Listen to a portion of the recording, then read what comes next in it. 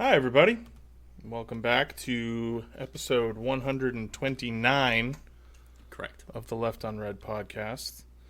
My name is Cam, and with me here today for not the first time, not the second time, but the 126th time.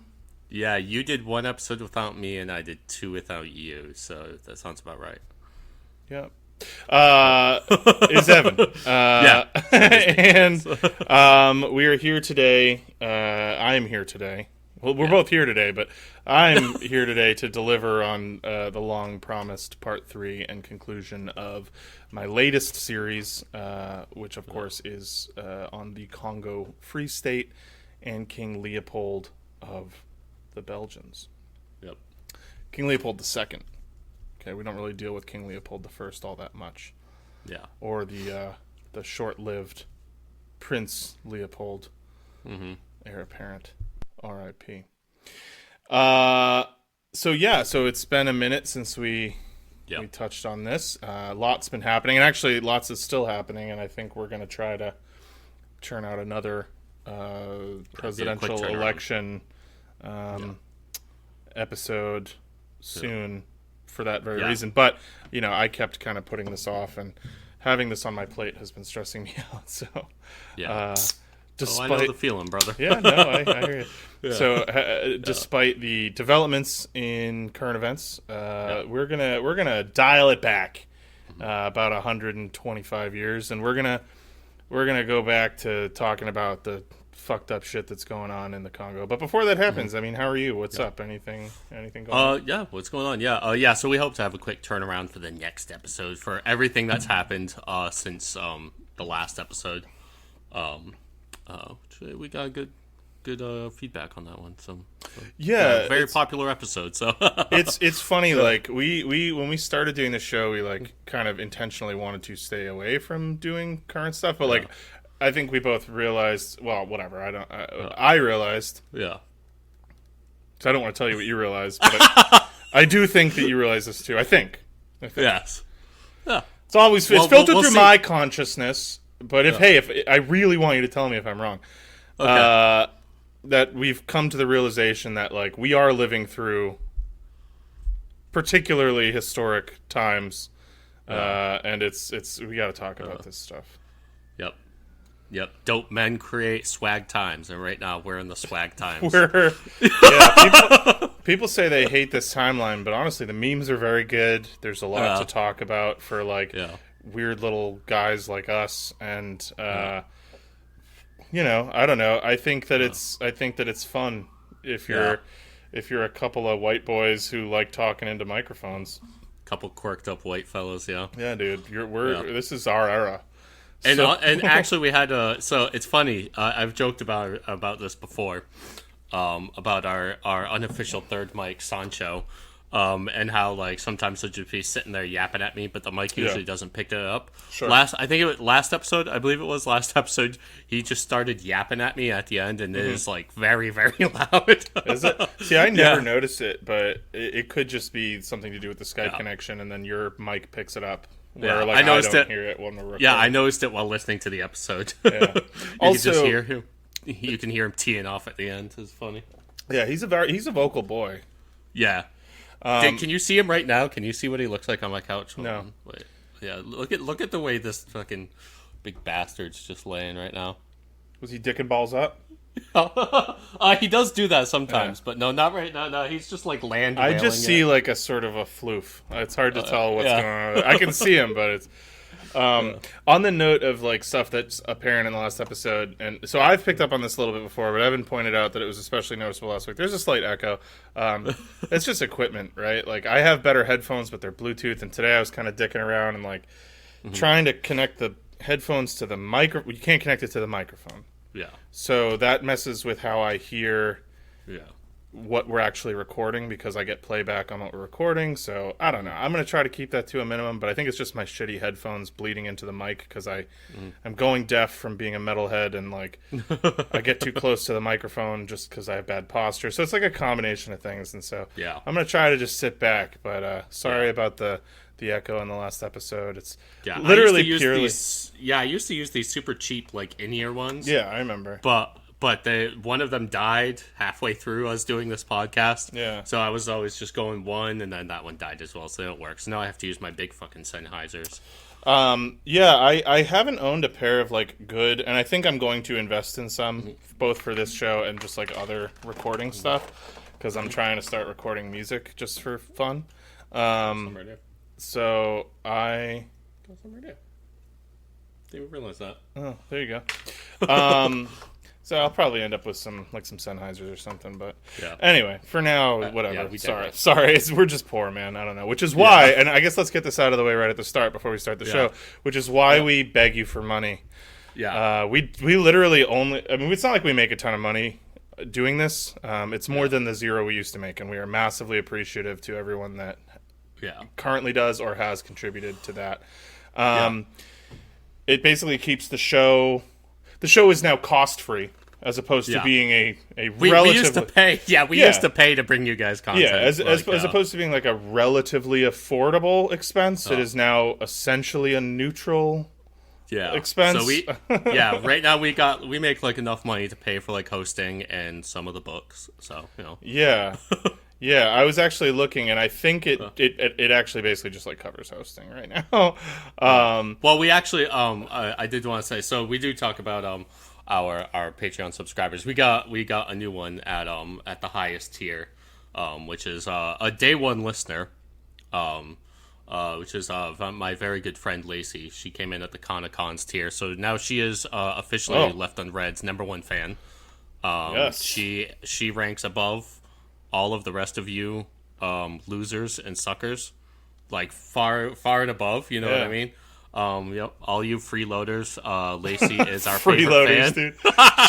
She has climbed to the summit of the sacred Mount Burhan Khaldun and has achieved the guidance of Tengri and ascended, and we now both worship her and serve her. So so Lacey, servant of Tengri, chosen of Tengri, thank you very much. Yeah, we appreciate it. So anyway, so we do have a Patreon. That's what we're talking about. And if you do like the show, and I guess you usually tune out before we do the outro part. That's why it's like every so often let's talk about it up front. We won't do this all the time, okay? It's not going to become a big commercial, but yeah. So anyway, if you do like the show and you would like to help us out a little bit, make this more financially feasible, so that sometimes I know personally sometimes I take odd jobs on the side.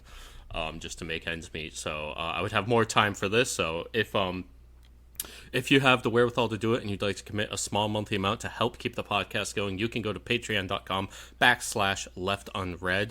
You can contribute a small monthly amount. We've got a few tiers suggested there for $3, $5, $10 a month. You can also donate something else if you'd like. You can choose. And anyway, once we get to a certain amount, I know we've talked about maybe about 50, we'll start putting out some extra content, get some perks for the subscribers out there once that makes more sense. But so if you'd like to help us get there, please go ahead and do that. Mm-hmm. Yeah, and it's going to help fund our trip. We're going to go to an Ayurvedic retreat deep in the jungles of Vietnam, and Evan and I are going to learn all sorts of stuff that we think will be really beneficial to the show. Drinking our own piss, self-sucking, butthole sunning, colloidal silver stuff. We're gonna be the bluest boys. So do some raw meat carnivore shit going down. You know what I mean? Raw meat enemas, dude. Yeah. Oh yeah. If you know what I mean. Yeah, taking that meat raw up the bum. Bull testicle up the bunghole. Yeah, dude. In order to absorb the raw primal energies of the bull, right up through the blood vessels in your anus. Yeah. And then you expel it while sunning, and that one's called a Saigon butterfly. They have something else on there called urethral vortex therapy, which I don't know, it's supposed to help you see around corners, which is kind of cool. So anyway, thank you so much, and also, advance thank you if you decide to sign up for the show.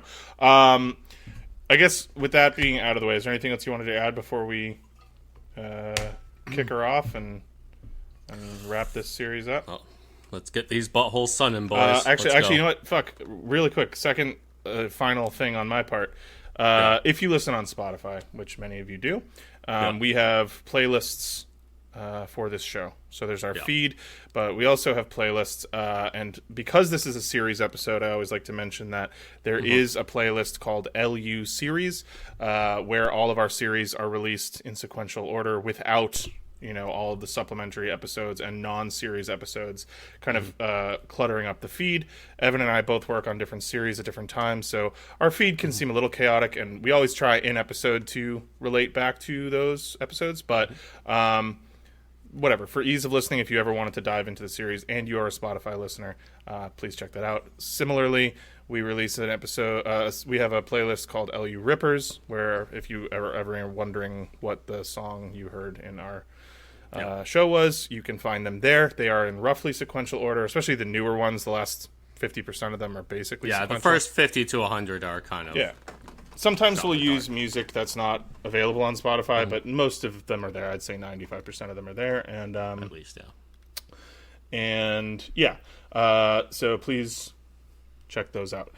It doesn't do anything for us. We just keep them there for you guys. And people email us about it and stuff like that. Yeah, exactly. It's literally just like the easiest thing in the world for us to just do that. So that's just one of the many things we offer for you. So anyway, one of the many left unread services. Yep. Yeah. All right, cool. So let's maybe start the show. Yeah. Fuck it. Great.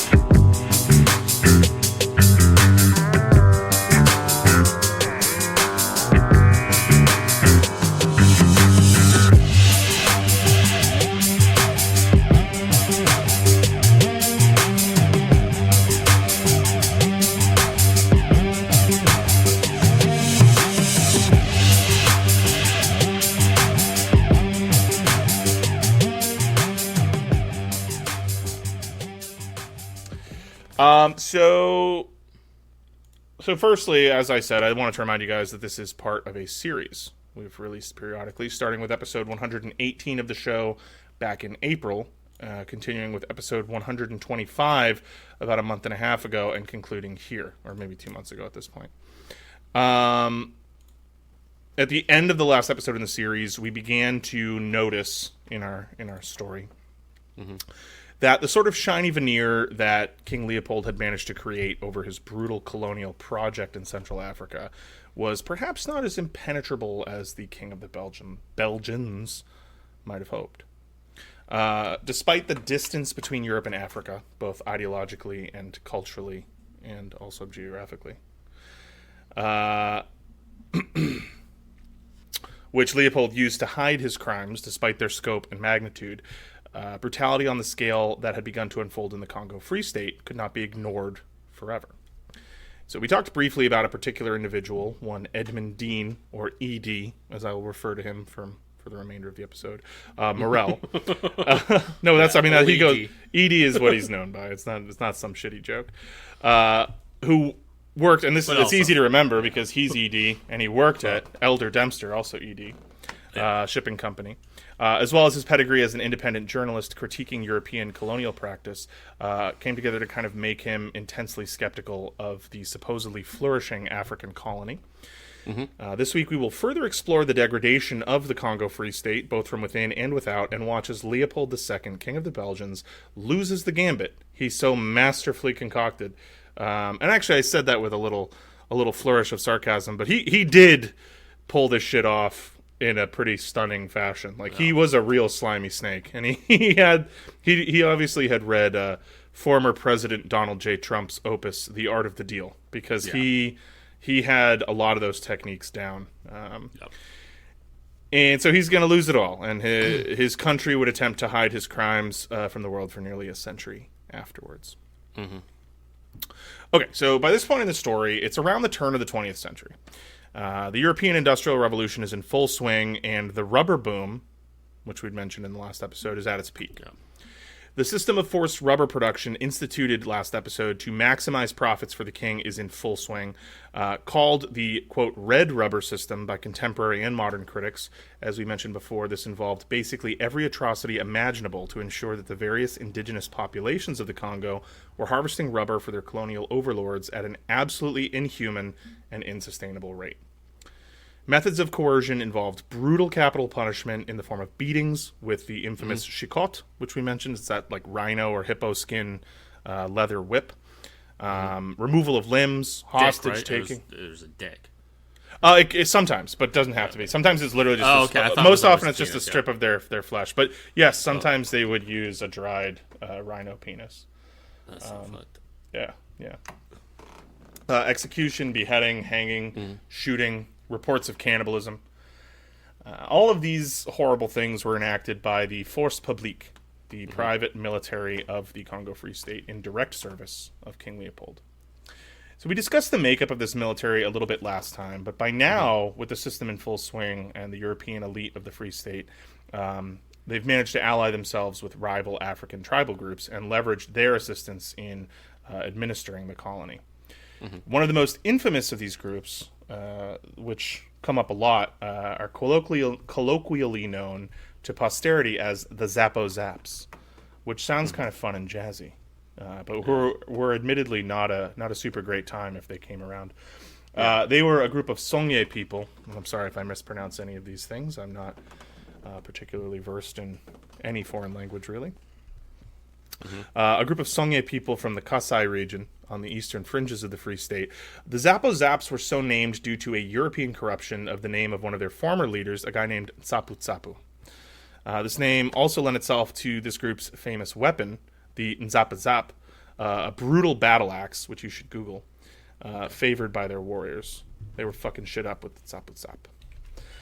This particular band of Songye people had long established themselves as favored collaborators of both the Arab and European slave traders. That's pretty sick. Yeah, it looks gangster. If it was an Elden Ring weapon, it would be popular for sure. Favored by Arab and European slave traders for their skill in battle, guerrilla warfare, and their willingness and ability in capturing slaves. They also reportedly engaged in cannibalism with a tendency to file their teeth down to points to terrify their enemies in battle. Now, this might sound like the sort of thing that like Western like adventure magazines would come up with to like stereotype people from, another country, but apparently a lot of this is rooted in fact, and this was one particular group of people who were pretty fucking scary to be around. That's fucking Klingon shit. Yeah, right? Like they were Filing like a warrior society. While already possessed of a feared reputation among their neighbors, this group was now funded and given essentially free rein to terrorize their neighbors, along with as long as the rubber production remained high. They reportedly continued to capture slaves to be sold to coastal Arab and Swahili traders long after Leopold had promised to put an end to that most hated of traditions. Hated in heavy, heavy quotes, because, as we talked about, the Europeans love to wag their fingers at Arab slave traders when slavery existed in most Western countries until fairly recently at this point. Yeah, I mean, also even like Europe definitely benefited from the American slave trade. Hugely. They were happy to criticize America, but also to also benefit from it.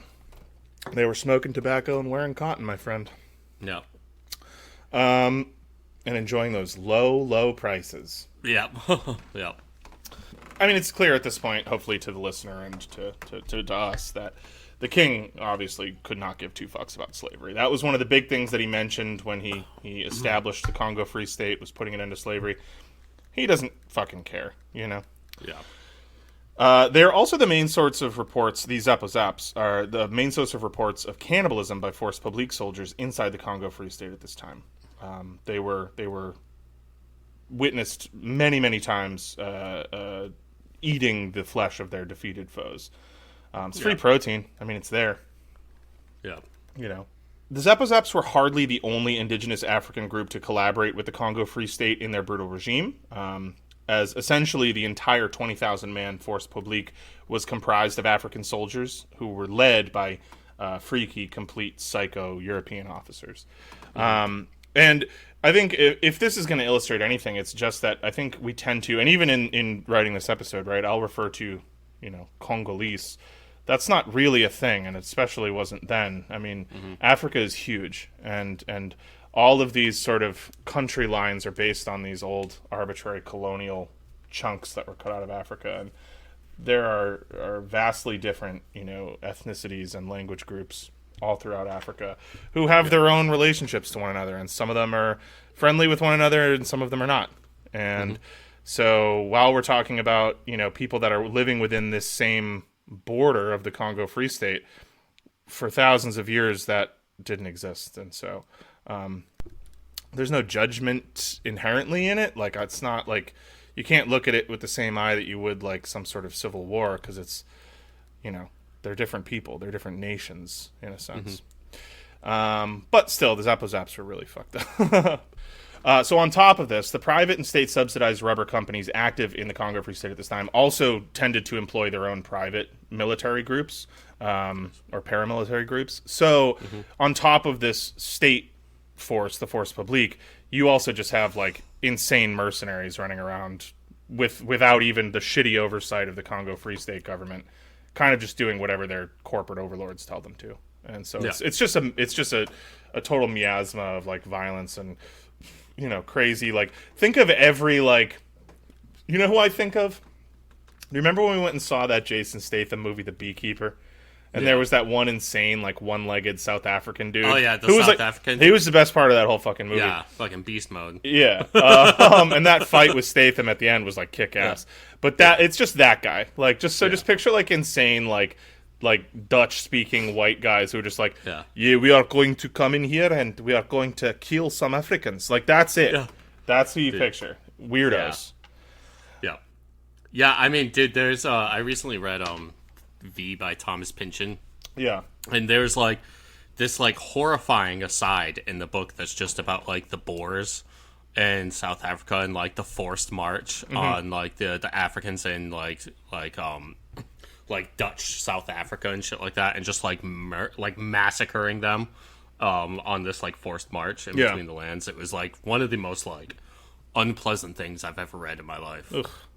Yeah, that's gross.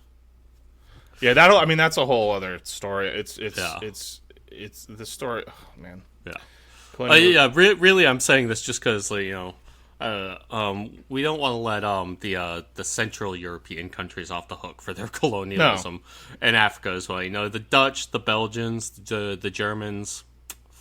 Yeah. Well, I would really consider the Dutch or the Belgians Central European. They're both coastal. They're both I mean, like Germany's like Central European. They're both border Germany. You know what I mean? I think you definitely. Yeah, but so does France. You don't consider France Central European? Yeah, because that's west. That's like Western Europe. Yeah, but so are Belgium and. I don't know. I feel like Belgium and like Netherlands are like Central Europe. Definitely. I don't think they're considered Central Europe at all. I'm not trying to start a feud with you, but they literally are both on the Atlantic Ocean. Yeah, I know, but I don't think Central Europe. Yeah, Germany is also right there. Yeah, it is. Germany has what, a Baltic Sea, which is part of the Atlantic. I guess so, but it has like what, one little Baltic Sea port in the north. That's like. No, it's got quite a bit of land on the sea. Does it? Yep. It is not landlocked, man. I know it's not landlocked. I'm not saying it's landlocked. Yeah, I guess it's up there. Yeah, it's got quite a bit of land there. Well, I digress. Yeah. We'll let some Belgian person chime in and tell us whether they're considered Central European or Western European. Yeah. I don't think they're Central European. Yeah. Okay, well. They're definitely Germanic. Germanic Europe, okay. Yeah. I mean, Scandinavia is Germanic, but that's not, Yeah. That's Northern. Right. Northern. So it should be noted that stories like those told by Congolese peoples about ferocious groups like the Zapo-Zaps were obviously filtered through the lens of wanton chaos and destruction and violence that had, by the turn of the century, completely engulfed the Congo River Basin. So they're often hard to interpret, and it's easy to sit here in relative comfort, divorced from this kind of violence, and maintain incredulity as to the veracity of these claims. To my mind, however, the takeaway from stories like those of the Zapo-Zaps, they kind of serve to illustrate to the modern reader the sense of abject horror and brutality that was so utterly suffusive in the Congo Free State at the turn of the 20th century. It's a very Apocalypse Now sense of absurdity and confusion and almost psychedelic chaos that had descended over the entire region. And any firm notion of what was, quote, real or true about the time, even in real time, was becoming very muddied and mingled with the blood of just millions of people. Which, millions of voices that can never be heard, but who would have provided us with a kind of firsthand account of the atrocities that would likely make any of us sick and would make anything that we have surviving on this era seem, childish. But unfortunately, nobody was asking any Congolese people what they were thinking at the time. Wasn't really considered important. Instead, what we have to work with is this sort of very thin stream of information that began to slowly work its way out from under Leopold's thumb, from mostly external European and American sources, and which would later come to dominate the manner in which the Congo Free State has been viewed by modern eyes. And speaking of Apocalypse Now, it's probably the perfect time to mention that its source material, which was, of course, written during a hellish sojourn down the Congo River into the very heart of darkness itself, was based on the Congo Free State.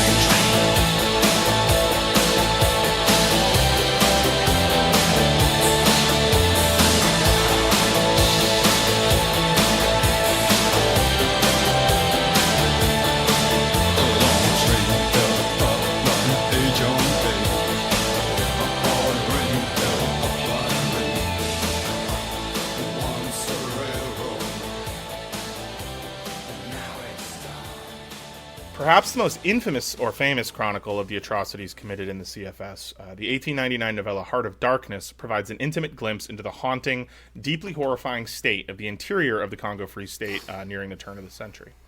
Written by Polish-British author Joseph Conrad, it is absolutely the author's best-known and most highly regarded work, praised for its unflinching appraisal of the implicit savage violence of colonialism.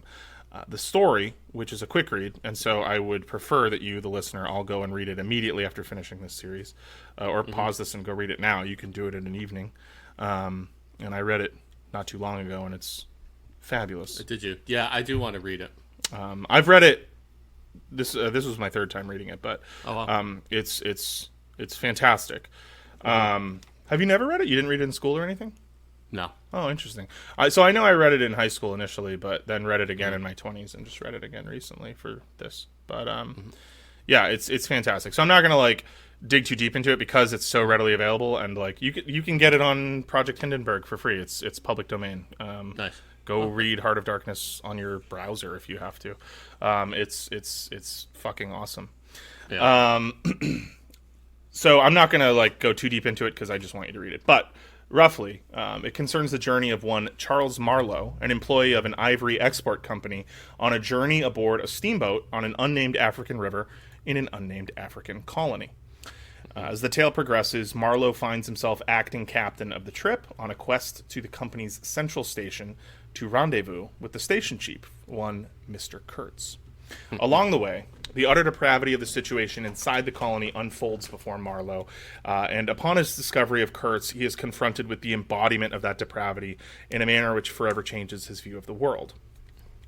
This story, which again I implore you to read or to revisit if you have read it in some scholarly environment, where the allegory of the story was parceled out and kind of shoved down your throat for you, like me. Yeah. It was famously adapted into Francis Ford Coppola's Vietnam War classic Apocalypse Now, with Martin Sheen in the Marlowe role and Marlon Brando portraying now Colonel Kurtz. Absolutely goated movie, potentially the greatest war movie of all time. Yeah. The fourth movie in Francis Ford Coppola's absolutely insane run of all-time bangers in the 70s. You had Godfather, The Conversation, highly underrated, Godfather Part 2, and Apocalypse Now. Also featuring a Marlon Brando who showed up to set literally 80 pounds overweight, and had to have his body constantly hidden in different ways by the camera because he was supposed to be an insane man living in the living in the jungle. Yeah, of and Cambodia. he just got himself super fat. Yeah, that was right when Marlon Brando, right after The Godfather, Marlon Brando just started blowing up. Yeah. And, yeah, he was very overweight. I think he just decided he was like, you know what, fellas? It's pasta time now. Well, yeah, so he had a pretty famous eating habit as an actor when he was younger, but yeah, once he started getting older, that eating habit got to him. The pictures of him as an old man are fucking nuts. Yeah, he got so big. And hey, I know all about that, brother. I love food. It's the final vice remaining to me, and I used to be roughly able to kind of I was never like skin and bones, ribs skinny, but I was skinny, and now I can't do it. I get fat.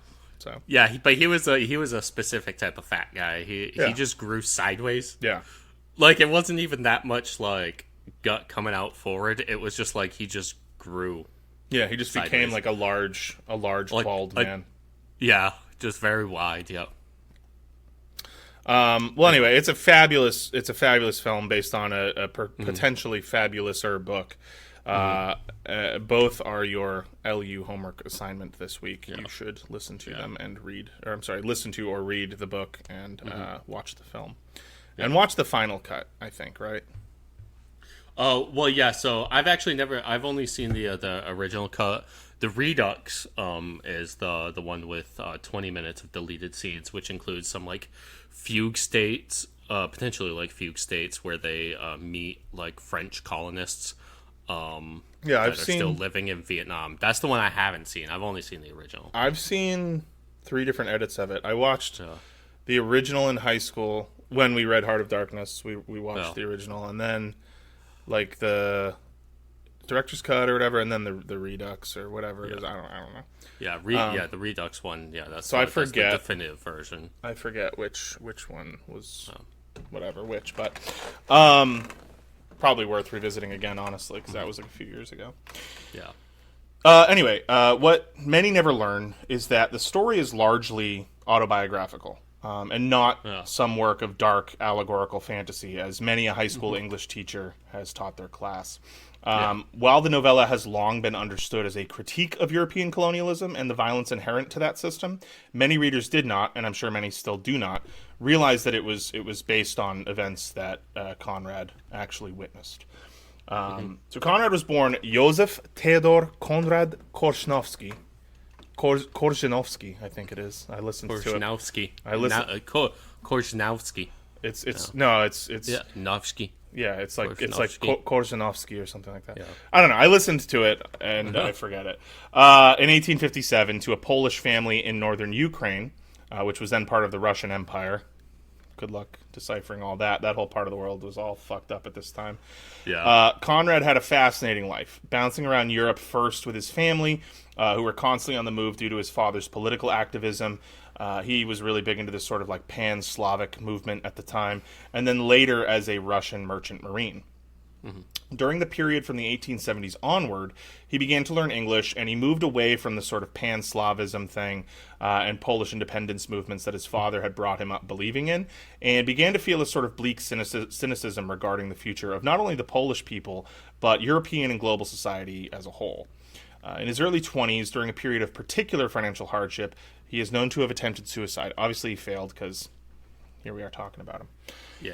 He would go on to view England as a possible shining beacon of civilization and a refuge for those who harbored any hope for a brighter future, and he became enamored of British language, literature, and culture.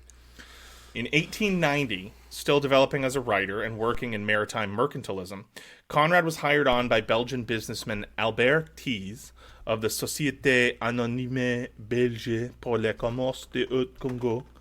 Sorry about that. A company operating within the Congo Free State. That same year, Conrad was assigned to a steamer on a trip up the Congo River towards the company's innermost outpost at Kindu on the Lualaba River, a major tributary of the Congo River. If this is sounding like what I just described in Heart of Darkness, there you go. Early in this trip, the captain became sick, and Conrad became acting commander of the voyage. On this trip, he became intimately acquainted with the brutality and endemic violence of the Congo Free State, and much of the imagery that would later create the nightmarish atmosphere of Heart of Darkness was directly lifted from his journals of this period.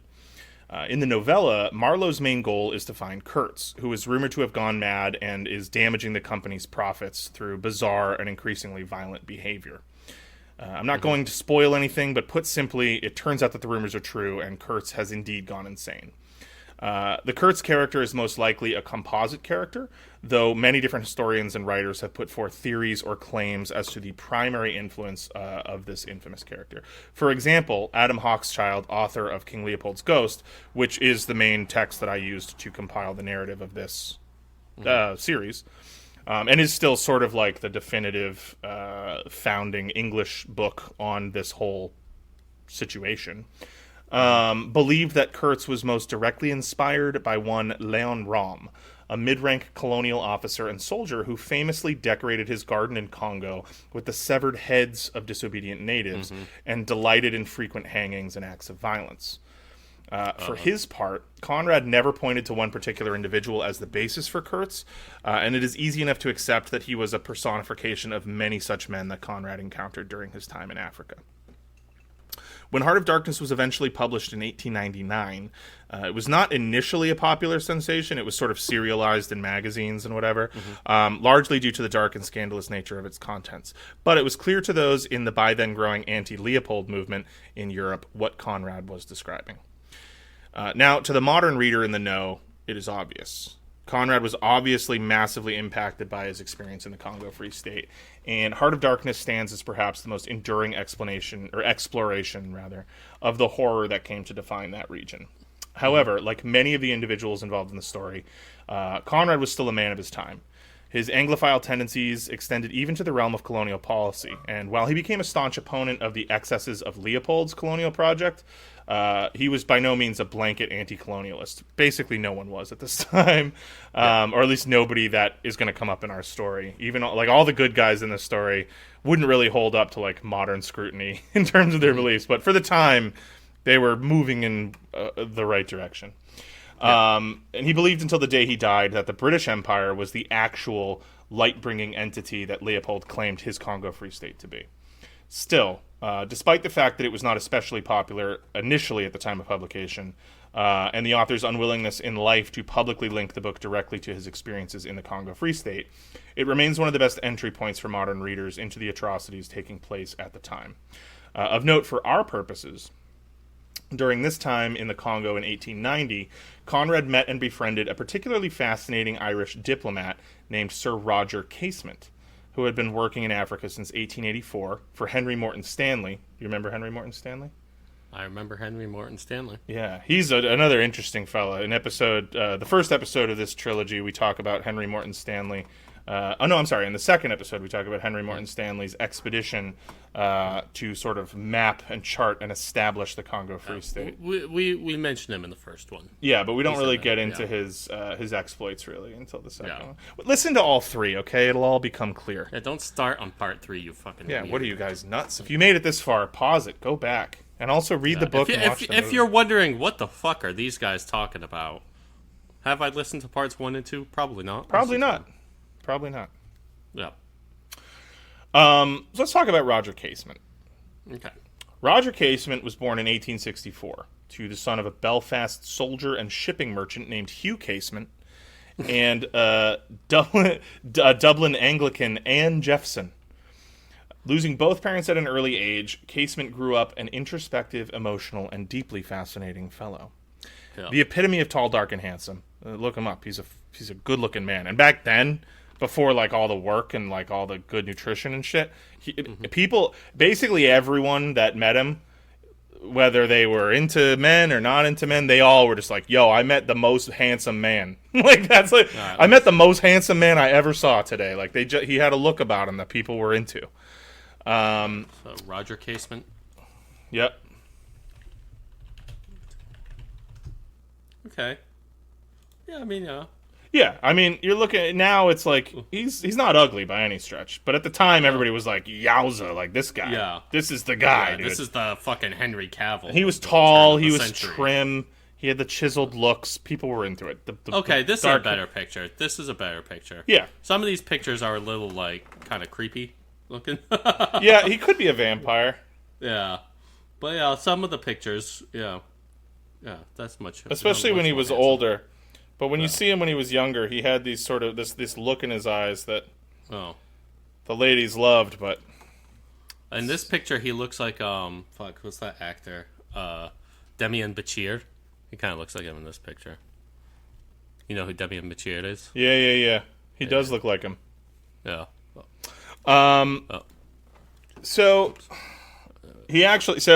he would go on to become friends with Joseph Conrad and E.D. Morel. And actually, he and E.D. Morel both kind of worked for Elder Dempster for a short period, but Casement didn't stay there for very long. Apparently, Casement was secretly baptized as a Roman Catholic by his mother before her death, which led to a certain degree of internal conflict for him later in life as he came to embrace his homosexuality. He would go on to live his life as a relatively openly gay man in a time when that was hardly the social norm. Obviously, we're still grappling with people getting over that shit today. 100 years ago, people were way less chill about it. And, whatever. He never married. He was a gay fella. And everybody that knew him knew that he was gay. But he wasn't open like you would be now. But for the time, pretty open. People were often surprised to learn that he was gay because he did fulfill a lot of like what at the time were considered like masculine ideals. Like he was, he was very manly, quote unquote, whatever that fucking means. In Victorian England, that meant a certain thing. And so he had whatever that was, those boxes checked off. And then, he liked fellas. He's most famous for his works as a diplomat for the British Foreign Office, which served as a springboard for the human rights activism which would come to embody his life's work.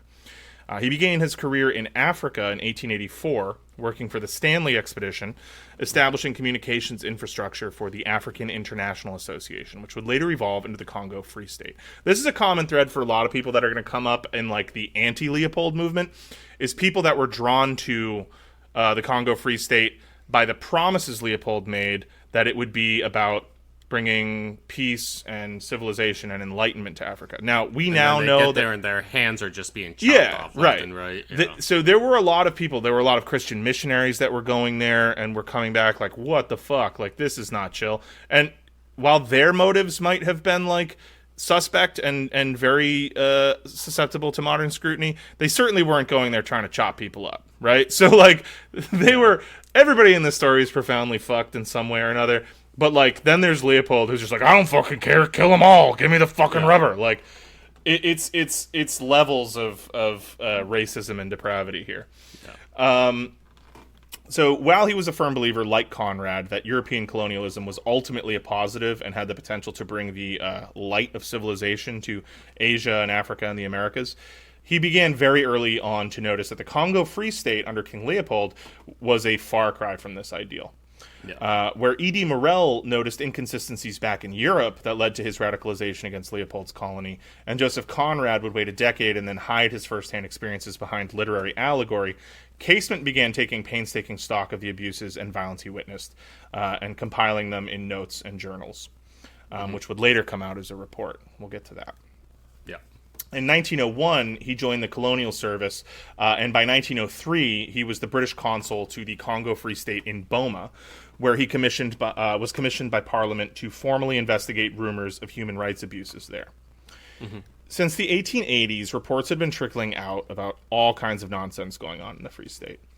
American Protestant missionary William Shepherd had been writing into the papers in the U.S. and in Europe for a decade, though he was largely ignored at the time because he was a black man. And so obviously he would be sensitive about the treatment of Africans. So people didn't really take that seriously. A bigger deal was a guy named Colonel George Washington Williams. Excellent name. Another missionary and a former Union soldier from the U.S., and coincidentally also a person of color. He ended up engaged in like a back-and-forth press war with Leopold. Leopold fucking hated this guy. Leopold didn't like black folks. Okay, big surprise there. Yeah, I kind of just you could assume that. He really, I mean, he didn't like Americans, but he definitely didn't like black Americans or black people from anywhere.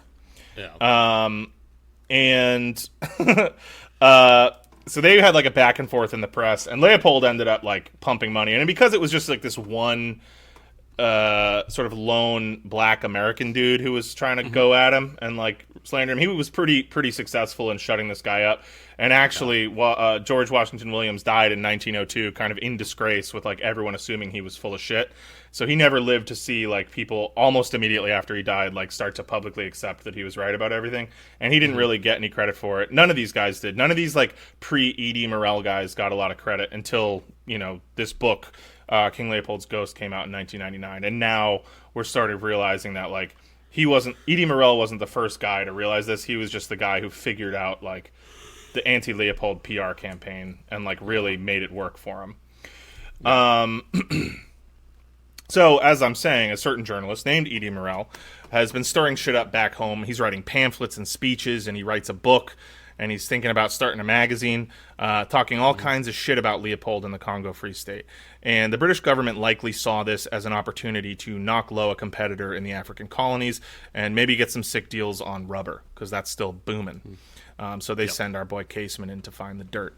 And so he sets to work, and he would spend the next year of his life in Boma concocting an absolutely scathing report that would serve as the launching pad for the imminent destruction of Leopold's twisted vision.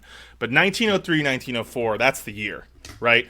So that's where we're going to press pause on what's going on with the anti-Leopold movement. But just keep that in mind. 03, 04, maybe 02, because 1902, that's when Heart of Darkness is put together into like a solid novella form. And that release, which is a few years later than the serialized release, that gets a lot more attention. So like 02 to 04, that's when things start to really coalesce. Mm-hmm. So with that in mind, we're going to pause there, and we're going to zip over, and we're going to check back in with Leopold. We haven't talked about him a whole lot since part 1. So I figure like let's pay this sick fuck a visit, because He's still around. He's getting old. And what's he up to? What is Leopold up to? So at the turn of the century, King Leopold of the Belgians was reaping the fruits of his colonial labors, or rather, those of the millions of Congolese that he is exploiting from a distance. Because remember, he will never go to Africa. Well, he's been to Africa, but he will never go to his own colony ever in his life. No interest. Doesn't see the point. So he's becoming richer, and several folks around him are becoming noticeably richer, which we'll explain in a moment. And for all appearances back home, he's actually putting a good chunk of this wealth to good use.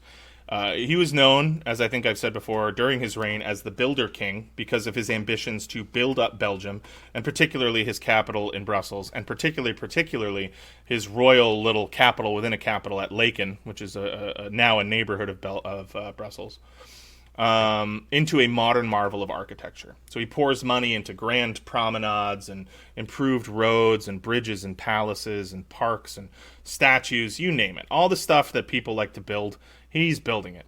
Churches.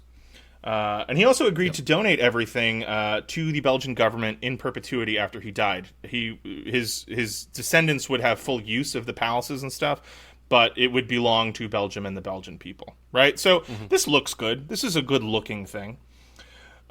He was married, as I mentioned, and he hated his wife and his daughters, who he attempted to disown and disinherit at every turn. Unfortunately, Belgian law stipulated that his daughters would inherit, even though they were fucking nasty, stinking girls.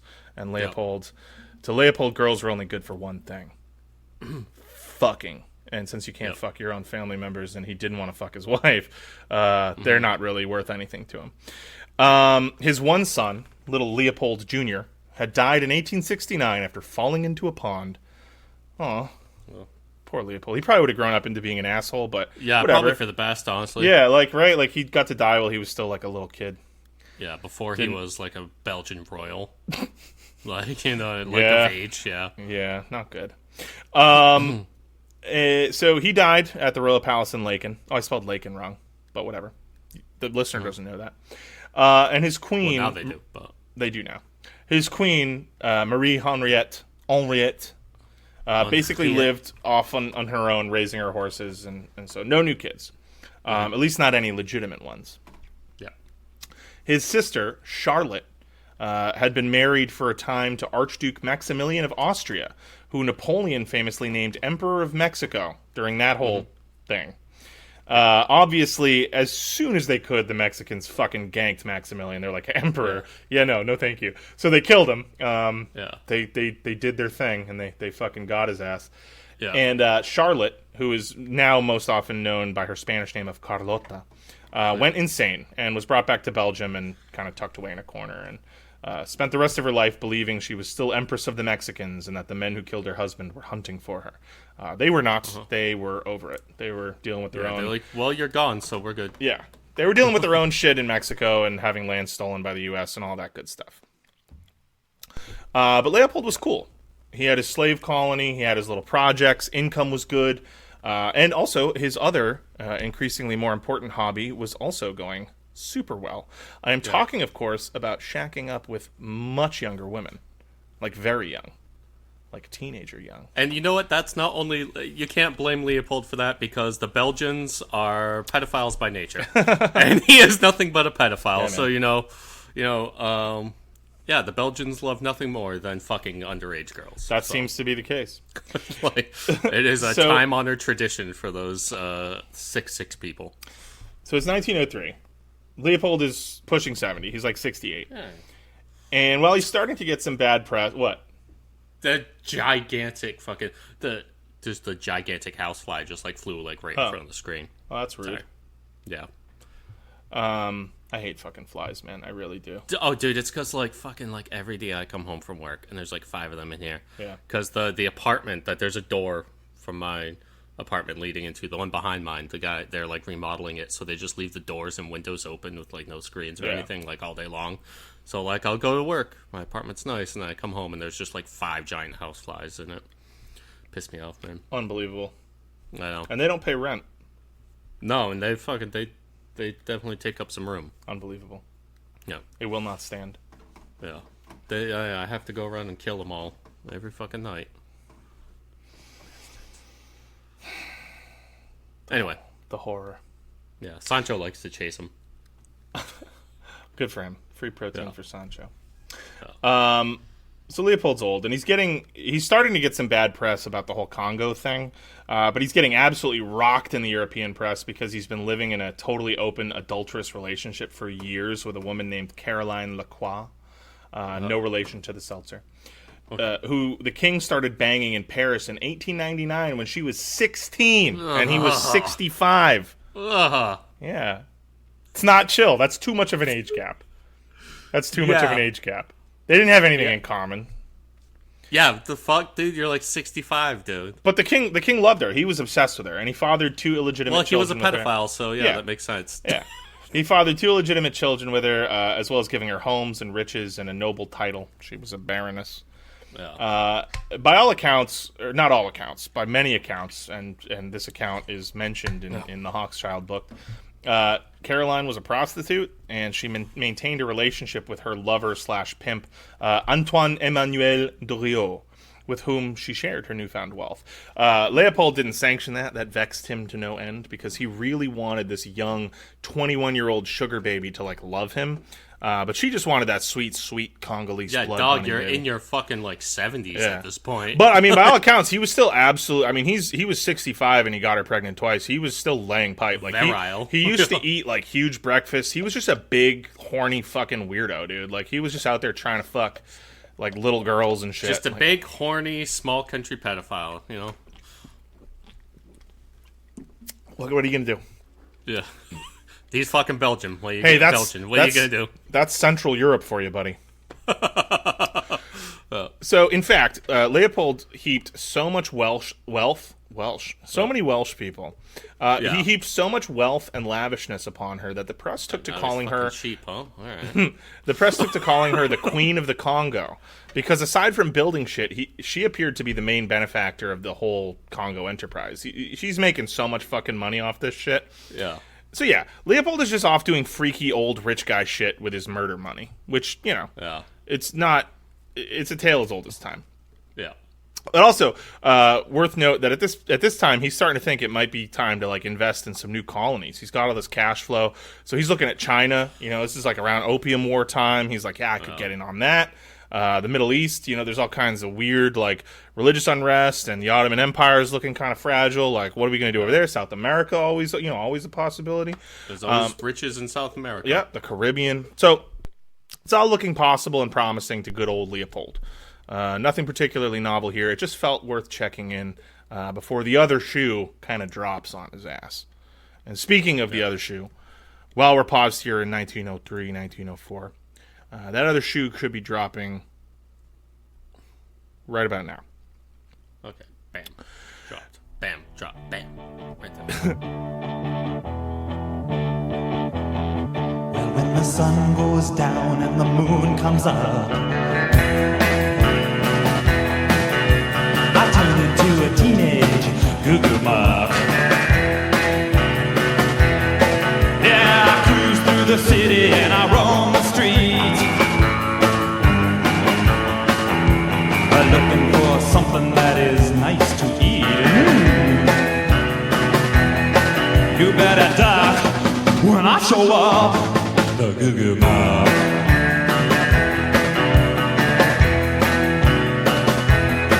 I'm the ninth-head hunter looking for some head with a way-out body underneath that head.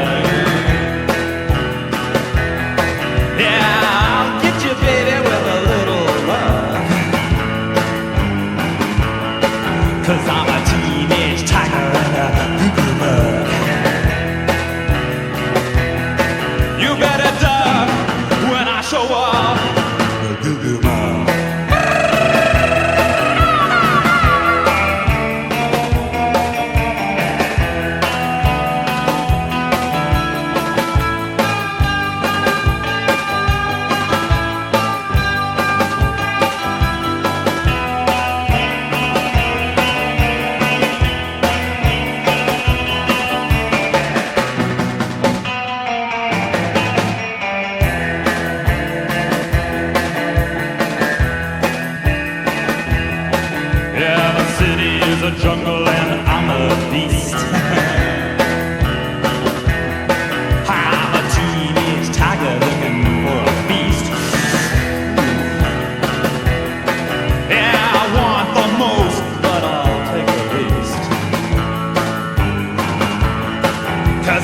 goo goo bug tiger and a teenage beast. You better duck when I show up. The goo goo mob.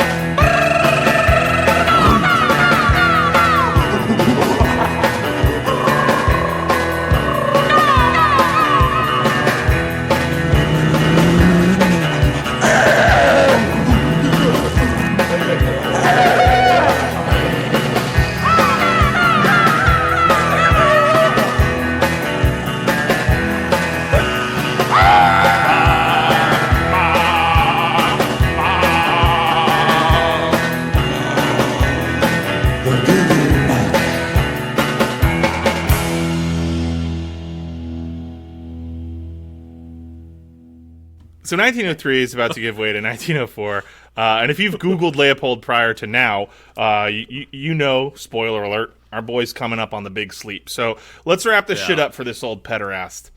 Heart of Darkness, as I said, came out in novel form, novella form in 1902.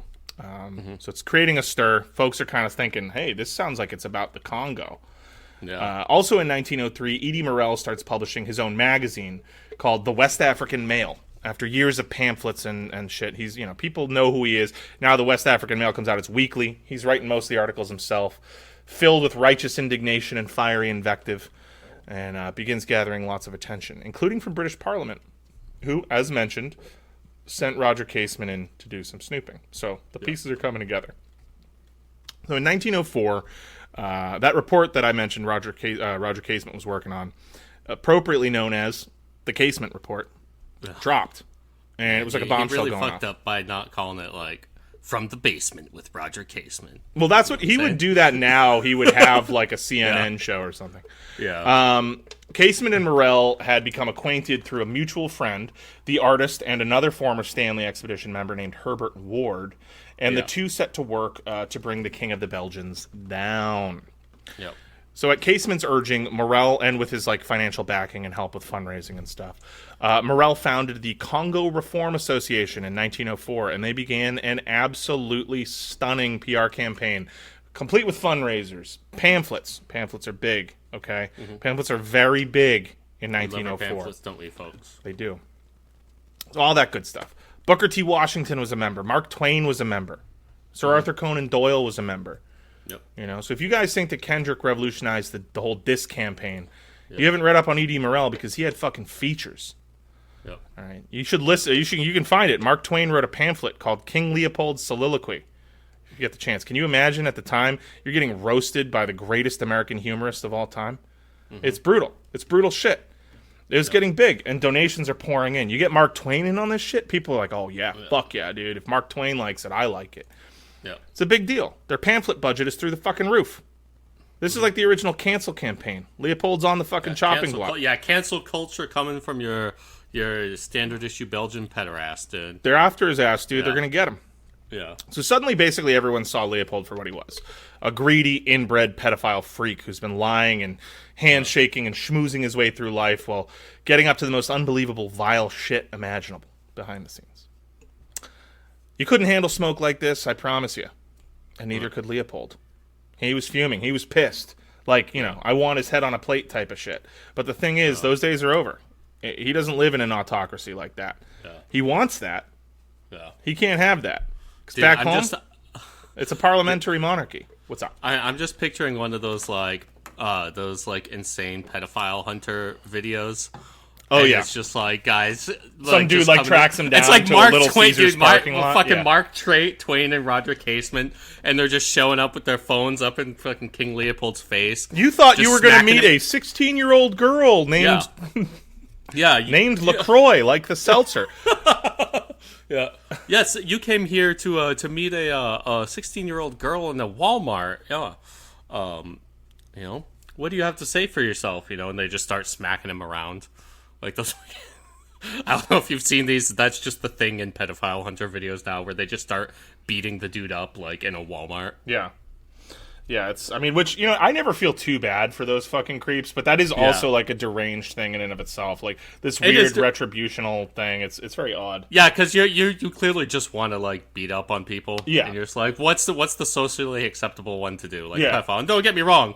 they deserve to get fucking hit in the face. Yeah, right. I'm never mad when like a pedophile or like whatever. Some of these people become like professional fucking activists and they go out trying to fight Nazis. Or unfortunately, sometimes they've just become the Nazis. But yeah, they just are. I'm talking about the altruistic side. People that want to use their desire to fuck shit up for good.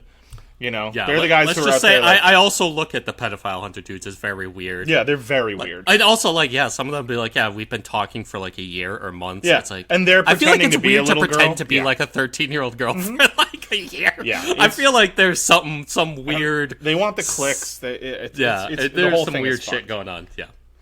Anyway, imagine King Leopold just getting his absolute shit rocked. Yeah, just taking haymakers in a fucking Walmart parking lot, dude, while he's trying to run to his. But that would be like the equivalent to his horse-drawn carriage. It would be like someone like Elon Musk getting fucking nabbed, like and so sick. Ganked by like just some dude, right? So like, this is pre-internet, but this is an early example of like the ability of whatever.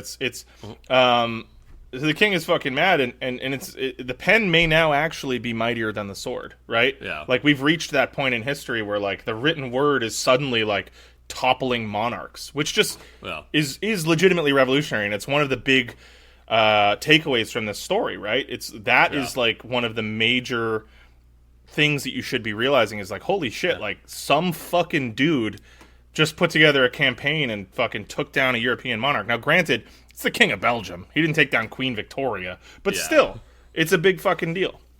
Yeah, it still takes a revolution to take down a French monarch. But Belgium, you can just kind of write pamphlets, brother. Pamphlets.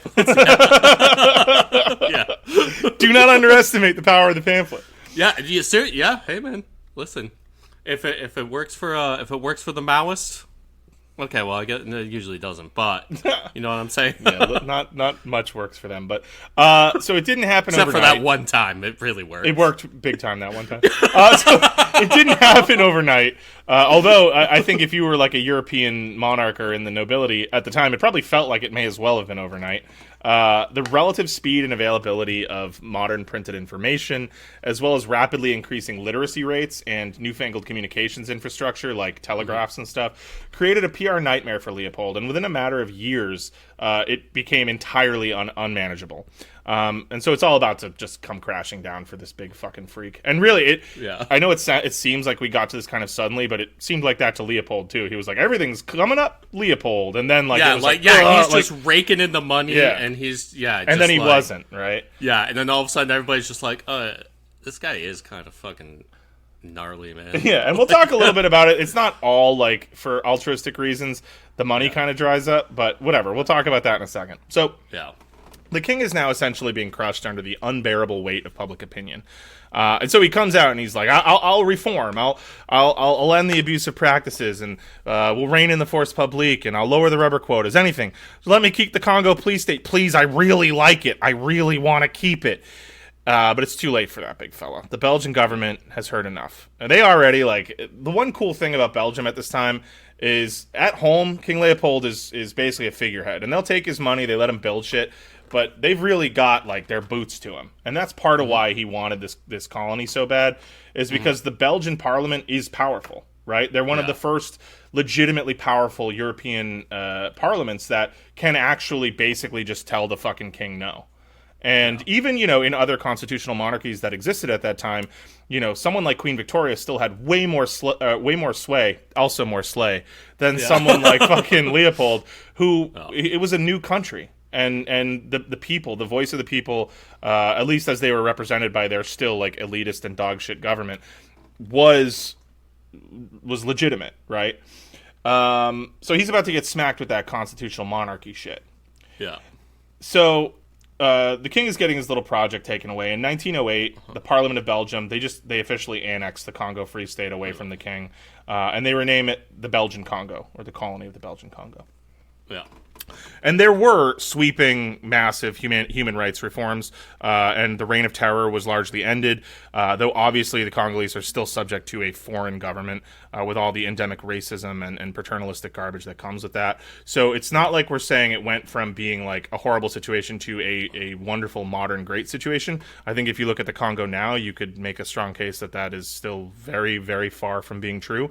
The negative side effects of what King Leopold did, and then the continued colonization by Belgium are still very present there. Yeah, and then how it morphs into like sort of just this like pan-Western colonization. Yeah, and the CIA situation with Lumumba and all that, that's sort of the end of our episode today. But post-World War II, the United States kind of wrangles in all of the Western European countries into like a singular colonial project in Africa. So it takes the reins. Right. So abuses are still widespread. Foreign economic interests are still holding broad sway there. So it's not a good situation, but it's much better. Anything looks better, though, compared to like the literal hellscape that Leopold had allowed to flourish. But still, so for a long time, things calmed down, and the Congo is relatively peaceful because at least they're not chopping our fucking heads off anymore, you know? Mm-hmm.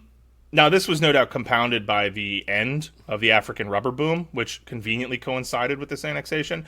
South American rubber was found sometime in the early 1900s to be cheaper, easier to produce, and to ship. So the African rubber boom, like Leopold kind of hit it like perfectly, made his money, and then like right as he was losing the colony, it would have stopped making that kind of money anyway. Pump and dump. Yep.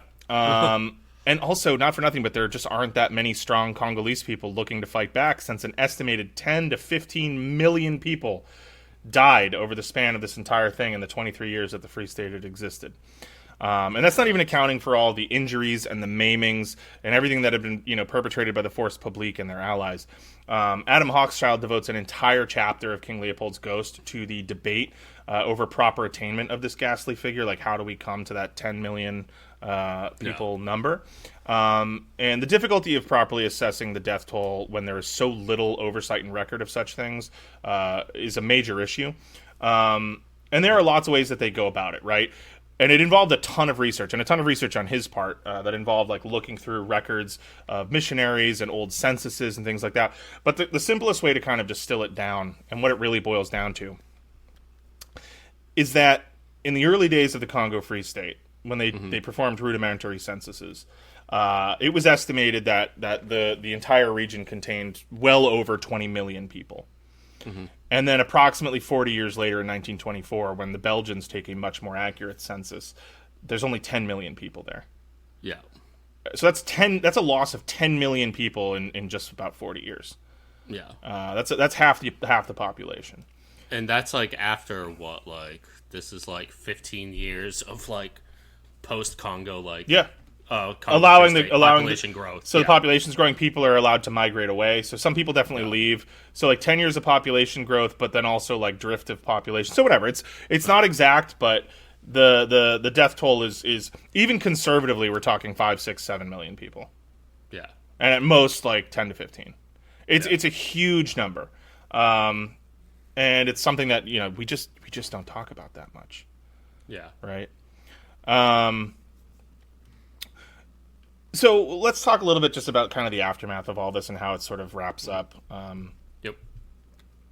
So the Congolese are still colonial subjects, as I said. They're under a new Belgian national regime, and Belgium makes it state policy to rehabilitate the image of their new colonial holding in any way possible. In fact, most of their written records, or what did exist regarding the Congo Free State period, are locked away under restricted access, whatever. Public isn't allowed to see them for nearly a century. Yep. Which is why, or one of the reasons why, none of us grew up learning about this stuff. Or people in Belgium didn't grow up learning about it.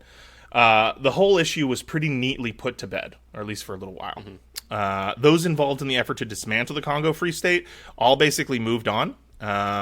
Because, like I said, they were generally pro-colonialism, right? Mm-hmm. Like, they didn't think that the whole concept of colonialism was flawed. They thought that this was a really, really kind of evil implementation of what was otherwise a potentially good system. So they truly felt that their enemy had been defeated, and they kind of moved on. So Roger Casement probably does the most in terms of like continued human rights stuff. He works in Peru to try to end the issues there, and then he becomes a staunch Irish national. And ends up dying. He gets tried for treason because he was still a member of the British Foreign Office, but was engaged in like Irish nationalist politics and stuff. Roger Casement was pretty kick-ass. But, you know, he had his shortcomings. They all did. Edie Morel kind of loses a bunch of money and gets poor and, you know, fades into obscurity. And probably the one who has the most lasting impact or the most lasting legacy is Joseph Conrad. And I think that's largely because he was still slightly divorced from all this. He never came out and said, like, fuck Leopold. You know, he supported the Morel's movement and all that stuff, but, you know, the book is still pretty ambiguous, and that's intentional, right? He didn't want to get too involved in that. And so it's not to diminish their efforts. They all did this, right? They came together and made this happen. But you shouldn't think that the whole system ended, because it didn't, right? This one particularly evil example was mostly done away with, and then it just kept happening for about 100 more years. Yep. But you know who really, really got out of this pretty scot-free and didn't have to deal with any of the fucking aftermath? Yeah. King Leopold II. He died basically a year later, a little less than a year later, at his palace in Laeken. Yes, public opinion of his reign was at this point at an all-time low. His funeral procession was loudly booed by basically the entire time, or for basically the entire time that it was traveling. And then he sort of fell out of public memory, and life went on basically as usual. But he got to enjoy his later years, and he was fucking, and he had money, and then it got taken from him, and then he died, and then it was no big deal. Yep. The Belgian Congo existed until 1964, when Patrice Lumumba and the Belgo-Congolese. Would you say Belgo-Congolese? I would say Belgo. I've always said Belgio, but honestly, I have no idea. Yeah, same. Well, so that resistance movement successfully outmaneuvered it's their like opponents. it's like algal for like algae, algal. It's I like think it's algal. like, yeah, I've heard both algal and algal. It's weird. Raz Al Ghul. Anyway. Yeah. Yep. The Nazgul. Yeah. You know? Which King of Angmar? So anyway, Patrice Lumumba successfully outmaneuvers the Belgian parliament, secures independence, promptly gets killed by the CIA, but that's another story for another time. Records of the Congo Free State would remain sealed until the 90s, and attention in the broader public remained largely non-existent until the publication of King Leopold's Ghost in 1999. Highly recommend just reading the book. This remains the seminal English-language work on the subject and was the main literary source used to create the episode. Obviously, always like supplementary articles and online stuff, but that was the book that created the framework. Even still, the debate rages on, both in Belgium and abroad. Whenever something happens, like in when George Floyd was killed, this came up. You know, it's still very much in the public discourse, not only in Europe, but in the United States and everywhere else in the world. This sort of forgotten African Holocaust, as a lot of people term it. It is a horrible, horrible, horrible stain on world history, and absolutely worth scrutiny and continued discussion, because like all of these issues, whether it's the Civil War or whatever, there are all these debates like, do we take the fucking statues of Leopold down? Was he a national hero just because he like built all these sick libraries and shit? For a lot of people in Europe, they are still thinking in those terms. And there's a lot of people in America that have, you know, similar views on our equivalent history. So, but I know where I stand on it. And I hope that you all do too. Yep. He was a fucking piece of dog shit. Rest in peace. Yeah. Rest in piss, Leopold. Yeah, rest in piss. Not in peace. Rest in piss. Yeah, I said piss by accident. I said peace by accident. I don't know what I'm saying. My brain's cooking up here, big dog. Yeah. I should have put piss cubes in my warm glass of piss. Yeah. You failed your aged urine homies, you know. I did. Well, is there anything that you wanted to add? Because that's it. That's it for my episode and my series on the Congo Free State. Nice series. Very. Hey, thanks, brother. No, I have nothing to add. Just once again, you know, as we said earlier. Well, no, we told them that we wouldn't harp them with it. if we do the commercial at the front, I don't think we should do it at the end. Yeah, I'm just doing a quick reminder. Yep. So again, Okay. if the Patreon is Left Unread, patreon.com/leftunread. And if you can't support the show that way, you can support in other ways. You can rate and review us on your podcast app of choice. It helps us get boosted in the algorithm to find new listeners, get new ears. And, we like that. And also, we spread by word of mouth. So you can tell people about us. You can tell your friends, your coworkers, tell your local small European country monarch about us. Yep. And, If we could release this in pamphlet form, we would. Yeah. Our pamphlet budget is very low, so Yeah. that's something that you could help us with. Yeah, you could help. Yeah, we could help. We printed Left Unread. Yeah. We should have a zine. Yeah. That's basically what E.D. Morel was doing. It was very punk rock of him. Yeah. Anyway, thank you for listening, and we should be back to you very shortly in just a few days with election 2024 the update, Left Unread style. There's been a lot of movements and a lot of things said and things posted, and folks, we've got takes, so you'll hear them. Hell yeah, brother. Hell yeah. All right. Anyway, without any further ado, I guess we could put a wrap on this episode. Thanks for listening, everybody. Yeah. Thanks for listening, and we will see you next time on another exciting edition of Left Unread.